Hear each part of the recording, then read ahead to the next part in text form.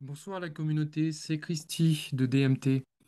J'aimerais vous présenter ce soir 4 paires de devises qui flambent actuellement. Alors pourquoi ces paires flambent? Tout simplement parce que la devise concernée est confrontée au dollar. D'un côté, nous avons une devise qui performe, à savoir le dollar, et de l'autre, une devise qui régresse. Alors on oublie souvent que quand on trade une paire de devises sur le marché Forex, en fait, on trade une devise contre une autre. On trade une économie contre une autre. Alors pourquoi ai-je choisi ces paires que je vais vous présenter, à savoir l'euro USD, le GBP USD, l'USD CAD et l'AUD USD? Alors tout simplement, si on regarde l'indice des devises, à commencer par l'indice du dollar. Je rappelle que l'indice du dollar, c'est la force du dollar par rapport à un panier de devises. Alors, je tape tout simplement le DXY et j'ai cet indice ici qui me montre déjà la performance du dollar qui ne cesse de progresser depuis un bon petit moment déjà. Donc, l'idée est de confronter au dollar, pardon, une devise qui, elle, sous-performe. Donc, en l'occurrence, si nous prenons le cas de l'euro et que nous allons voir l'indice euro, eh ben, en tapant EXY,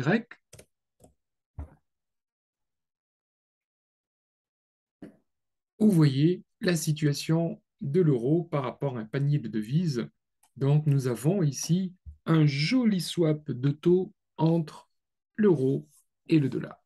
Alors, ce qui donne sur le graphique de l'euro-dollar, puisque d'un côté, on a la devise qui flambe et de l'autre, l'autre devise qui régresse, et bien regardez ce que ça donne sur le graphique de l'euro-dollar, heure USD. Alors, vous voyez déjà qu'on a de jolis mouvements. Et si on regarde, on prend un peu de hauteur, on s'aperçoit que depuis un petit moment déjà, l'euro-dollar est dans un canal baissier. Voilà, on est venu à plusieurs reprises toucher ce canal. Et là, la dernière fois, on était là vers... là, on va mettre le cross pour voir un petit peu. Voilà, vers le 1er juin 2021, on a commencé un petit peu à descendre après avoir tapé le haut de ce canal. Donc, l'idée est d'essayer de rejoindre le bas, bien entendu. Alors, en hebdomadaire, ce que j'aime bien faire, moi, je trace toujours mon biais en hebdomadaire et j'ai un sens baissier. Donc, je ne vais que vendre de l'euro face au dollar. Donc, je reste baissier tant que je suis sous le niveau des 0,99. Donc, je vais chercher uniquement des opportunités à la vente jusqu'à ce que, éventuellement, on atteigne le bas de ce canal. Voilà une paire intéressante à trader. Bon, il suffira de chercher des opportunités à plus court terme, en 4 heures par exemple, voire un peu plus bas, pour essayer justement d'atteindre cet objectif. L'autre paire, en l'occurrence la paire de devises, le GBP USD, si on regarde l'indice livre sterling, donc le BXY, et qu'on la croise au dollar, ben vous voyez, il y en a un, le dollar qui flambe à la hausse et la livre qui flambe à la baisse. Donc forcément, on a un joli spread, un joli swap de taux entre les deux devises. Donc c'est là qu'il faut aller chercher des opportunités. Et quand on va sur le graphique du GBP USD,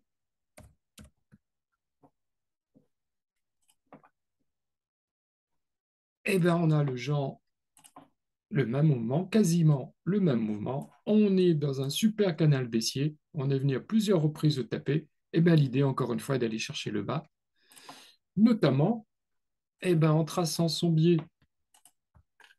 sur de l'hebdo. Donc, tant que moi, je suis en dessous de, on va dire, des 1,14, je reste baissier sur le GBP USD. Je vais passer mon temps à vendre, jusqu'à éventuellement j'atteigne le bas de ce canal. Bon, les prix pourraient très bien retracer, hein, revenir chercher ce niveau, mais l'idée est de se donner un sens pour trader. Le mien, il est baissier en dessous des 1,14. Alors, plus précisément, là, on va dire exactement en dessous des, oui, bah c'est bien ça, des 1,14. Voilà. L'autre paire, c'est l'odd USD. Alors, l'odd USD, si je regarde la XY, bah, la XY, vous voyez, on est complètement baissier, on continue de baisser. Bah, quand le confronte au dollar, au DXY,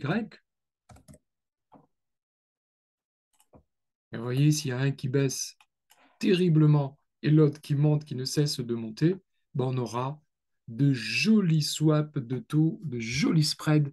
Donc, on ira chercher de belles opportunités en faveur du dollar. Donc, ce qui donne sur le graphique de l'odd USD,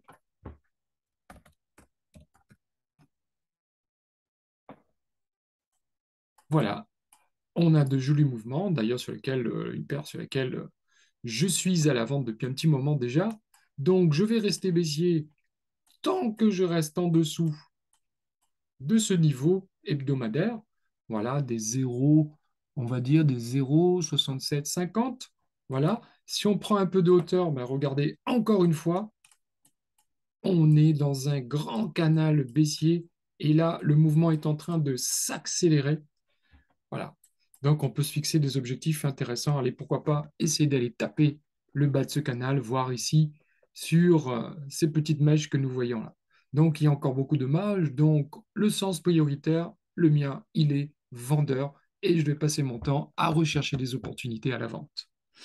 Et enfin, une paire que actuellement j'adore, c'est l'USD CAD qui nous a fait une sortie, mais vraiment une belle sortie, ce qu'on appelle un triple signal, une sortie de compression en mensuel, une autre en hebdomadaire et une autre en journalier, ce qui donne de jolis mouvements sur l'USD CAD.